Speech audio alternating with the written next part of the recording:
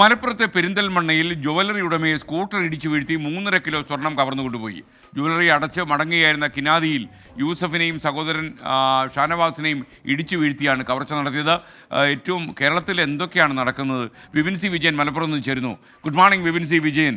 ശരിക്കും നമുക്ക് ഇത്രയധികം സംവിധാനങ്ങൾ ഉണ്ട് എന്ന് പറഞ്ഞിട്ടും എല്ലാ ക്യാമറകളൊക്കെ കണ്ണു തുറന്നിരിക്കുകയാണെന്ന് പറഞ്ഞിട്ടും ഇതൊക്കെയാണ് സംഭവിക്കുന്നത്.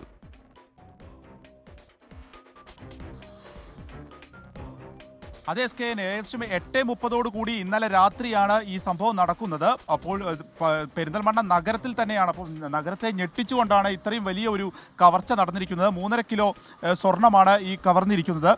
ഇന്നലെ ആശുപത്രിയിലായിരുന്നു യൂസഫ് ഉണ്ടായിരുന്നത്. ഒപ്പം തന്നെ സഹോദരൻ ഷാനവാസും കൂടെ ഉണ്ടായിരുന്നു.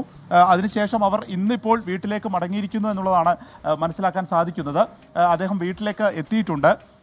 അദ്ദേഹത്തോട് തന്നെ ഇതുമായി ബന്ധപ്പെട്ട കാര്യങ്ങൾ ചോദിക്കാം. യൂസഫ് സാർ നമസ്കാരം. എന്താ ഇന്നലെ സംഭവിച്ചത്? ഇന്നലെ നമ്മൾ കടകുട്ടി വരെയായിരുന്നു.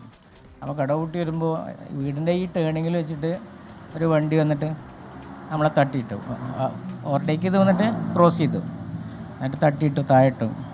അപ്പോൾ ഇടുന്നതിന് ഒരു എന്താ സാധനം കയ്യിലറിയില്ല, അത് വെച്ചിട്ട് മൂക്കിനിട്ടിച്ചു, അവൻ്റെ ചുണ്ടിലിട്ടിച്ചു. ഇപ്പോൾ ഈ 3.5 കിലോ സ്വർണ്ണം ഇത് സ്കൂട്ടറിൽ സ്ഥിരമായിട്ട് വീട്ടിലേക്ക് മാറ്റാറുണ്ടോ ജ്വല്ലറിയിൽ നിന്ന്? ഞങ്ങൾ സ്ഥിരം കൊണ്ടുവരാറുണ്ട്. അതേക്കുറിച്ച് അറിയുന്ന ആളുകളായിരിക്കും അല്ലേ? കരുത്, നമ്മൾക്കറിയില്ലല്ലോ. ഇത് മുളക് പൊടി എന്തെങ്കിലും വെതറിയിരുന്നോ? ഇല്ല, അവൻ്റെ മുഖത്തേക്ക് സ്പ്രേ അടിച്ചു, പക്ഷെ കണ്ണിലായില്ല. അനിയൻ്റെ യൂസഫ് സഹോദരനും കൂടി കട അടച്ചു വരികയായിരുന്നല്ലേ? അതെ. ഇത് ഏത് ജീപ്പാണ്? ആരാണ്? എന്തെങ്കിലും മുഖംമൂടി ധരിച്ചിരുന്നോ? അത് ഇപ്പോൾ കണ്ടാലറിയും ആളുകളെ. നമ്മൾ പിന്നെ ഇവിടെ എന്ന് വെച്ചിട്ട് ഒരു വൈറ്റ് മറാസ വണ്ടിയില്ലേ, അതായിരുന്നു വണ്ടി. അപ്പോൾ എത്ര പേരുണ്ടായിരുന്നു? അത് അറിയില്ല, ഏകദേശം ഒരു 4 ആളൊക്കെ ഉണ്ടാവും എന്ന് വിചാരിക്കുന്നു. ഏത് ഭാഗത്തേക്കാണ് വാഹനം പിന്നീട് പോയത്? ഇങ്ങനെ ചെർപ്പളശ്ശേരി ആ ഭാഗത്തേക്കാണ് പോയത്. ചെർപ്പളശ്ശേരി റൂട്ടിലേക്കാണ് പിന്നീട് പോയത് പറഞ്ഞത്. പിന്നെ CCTVയിലൊക്കെ അങ്ങനെയാണ് കണ്ടിട്ടുള്ളത്.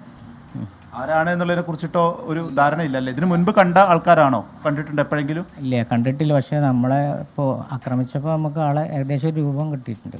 അപ്പോൾ ആളെ കണ്ടാൽ തിരിച്ചറിയാൻ പറ്റും. പോലീസിന് ആ വിവരങ്ങളൊക്കെ കൈമാറിയിട്ടുണ്ടോ? കൈമാറി. ഇത് ഈ സ്വർണം ഇതിന്റെ ഡിക്കിയിലാണോ വെച്ചിരുന്നത്? ഡിക്കിലാണ് വെച്ചിരുന്നത്. അതെ. ഇപ്പം എങ്ങനെയുണ്ട്? ആരോഗ്യസ്ഥിതി എങ്ങനെയുണ്ട്? ഇല്ല, കുഴപ്പമില്ല. അറിയാം, അപ്പോൾ കുറേ ബ്ലഡ് പോയി, എന്നാലും ഇപ്പോൾ പ്രശ്നമൊന്നുമില്ല. മൂക്കിനിടിക്കുകയായിരുന്നല്ലേ? അതെ, മൂക്കിനിടിക്കുകയായിരുന്നു. ഓക്കെ. SKN യൂസഫ് സംസാരിക്കുകയായിരുന്നു. അപ്പോൾ ഇതേക്കുറിച്ച് ഏകദേശം അറിയുന്ന ആളുകൾ തന്നെയാണ്. ആ വിവരങ്ങൾ പോലീസിന് കൈമാറിയിട്ടുണ്ട് എന്നുള്ളതുമാണ് പറയുന്നത്. പോലീസ് CCTV അടക്കം കേന്ദ്രീകരിച്ചിട്ടുള്ള ഒരു അന്വേഷണമാണ് നടത്തുന്നത്. ഒപ്പം അതിർത്തിയിലുള്ള പോലീസ് സ്റ്റേഷനുകളിലേക്കും വിവരം കൈമാറിയിട്ടുണ്ട്. Okay, thank you Vipin C Vijayan.